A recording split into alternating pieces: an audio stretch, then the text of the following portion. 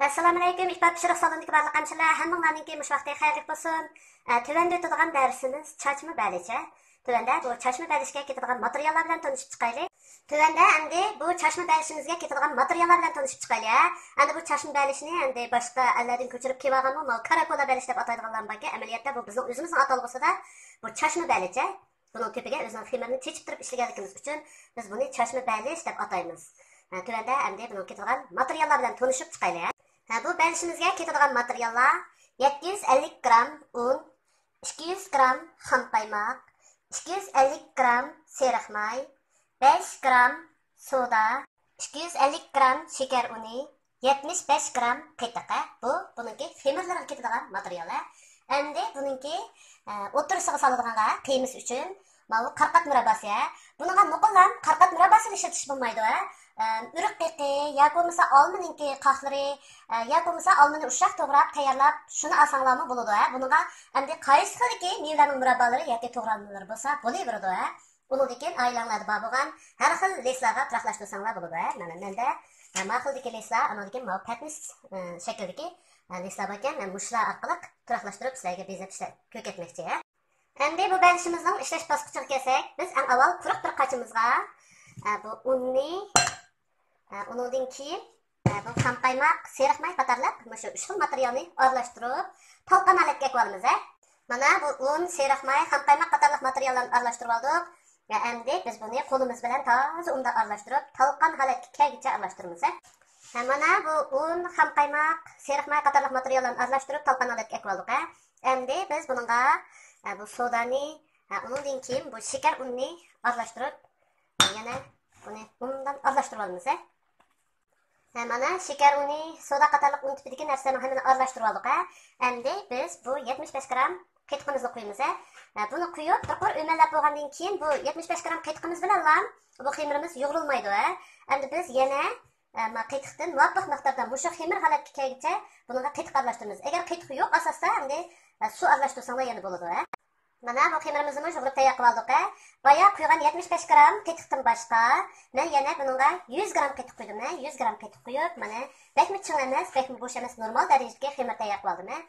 Endi biz bu xemirimizni muvofiq miqdorda bo'lib, bu lislarimizga turaqlashtirib olamiz. Odatda mana bu cho'ng patnis cho'ngqidagi lislarimizga 600 gram xemirni tekis olamiz. Biz bu xemirimizni bu lislarimizga turaqlashtirishdan avval bu xemirimizni muvofiq miqdorda elib, bunga ozroq un qatib sal chingaytirib, to'nglatqining to'ngtish bo'limida to'ngtib olamiz. Mana bu xemirimizdan ma'lum miqdorda, menga 600 gram qildim, menga 300 gram, menga 200 gram qilib buni bo'lib qo'ydim. Endi men qolgan xemirga az-azdan un yig'ib, men xemirda holatidan sal holatga kelib, buni endi to'nglatqida to'ngtimiz. Bu un yig'izgan vaqtimizda endi bekmi emas, shu az-azdan unni shunaqa qilib yig'izib turib, buni sal chingaysak bo'ladi. Mana bu xemirimizni un qatib, sal chingaytib oldik. Endi biz buni so'lyog'iching o'rab, to'nglatqining to'ngtish bo'limiga silib qattiramiz. Biz bayqi xemirimizni to'nglatqiga silatib, u to'nglig'icha biz endi mana bu lislaga, mana bu abiyam ap qo'ygan xemirlarimizni turaqlashtirib oldik. Mana turaqlashtirib tayyor qilib oldik. Endi buning orasiga o'rib qiq bo'lamdi, yoki bo'lmasa qarqat murabbasi bo'lamdi, yoki biljirgan murabbasi bo'lamdi. O'zinglar yaxshi ko'rgan har xil murabbalarni buning orasiga to'kib, andan keyin to'nglatqiga xemirimiz to'nglagandan keyin buni tepiga chechib bezaymiz. Mana bu balishlarimizga mana murabbalarni elib turaqlashtirib oldik. Endi mishal bir diqqat qilgan nuqta, mana bu xemirni mushu tek yeyib qolganimizda yana ma yon tarafini birlik egiz qilamiz. Egiz qilishimizning sababi mana bu murabba malisk tegib ketib qolsa, ajrashda ta'sir bo'ladi. Andan keyin mush balishimizning sifati mutlaq chiroyli chiqmaydi. Shunga ma yon garbakni birlik egiz holatda qilib olamiz. Mana endi buni tayyor qilib oldik. Xemirimiz to'nglagandan keyin buni tepiga chechib bezaymiz. Boya belshanda to'nglatib qo'yib qo'ygan xemirimiz to'nglig'icha men mana bu yana bir xil balishimizni raslab qo'ydim. Buningki raslashiga endi abiyam malisdan tekka xemirni turaqlashtirib olgan, o'tirga bo'ljirgandan keyin murabbasini qo'ydim. Qo'yib bo'lgandan keyin yana bir parcha xemirimizni nepiz holatda yeb, buni tepiga yopdik. Yeb, buni cho'rlarni mana shunaqa bassaq o'zigidan kesib, mana shunaqa tek holatga keldi. Kelgandan keyin mana ma'qul kichik ma'qul qiliblar ketadi. Bunga ma'qul qilibda mana yo'pirmoq shaklni kesib oldim. Kesib buni bir qor aylantirib turaqlashtirib bo'lgandan keyin mana bu kichik chechak qilibda yana ma kichik chechaklarni kesib, bu oziq qo'ydim. Undan keyin buning tepiga mana bu shokoladlik meva qiyam bor, yaxlarning bor bu. Mushunda mana ma'qul shakl chiqarib Sizib qo'ydim, mana ko'rdinglar, bu shunchalik chiroyli.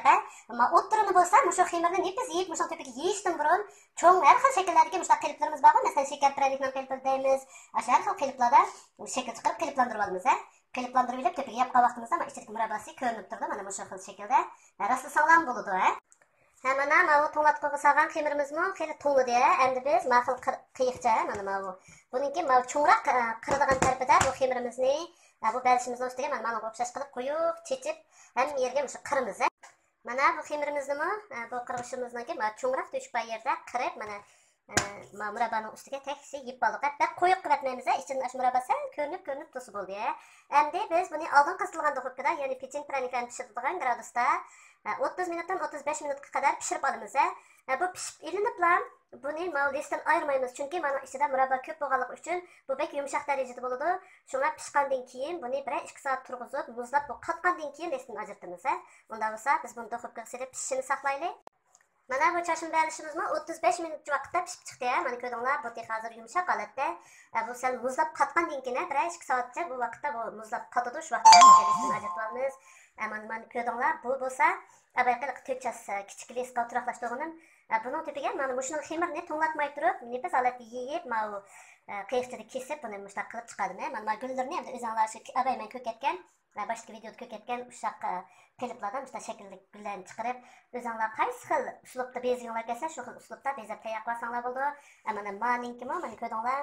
Bumi yana shu mushuni xemiri, mushuni xemirda mana o'tirga qulupnihni murabbasini ib turib, yana mana kichik qiliblarda har xil shaklli gullarni chiqarib, buni tepiga qo'yib, qora meva qiyami da buni tepiga bunday shakl chiqarib turib bezib oldim.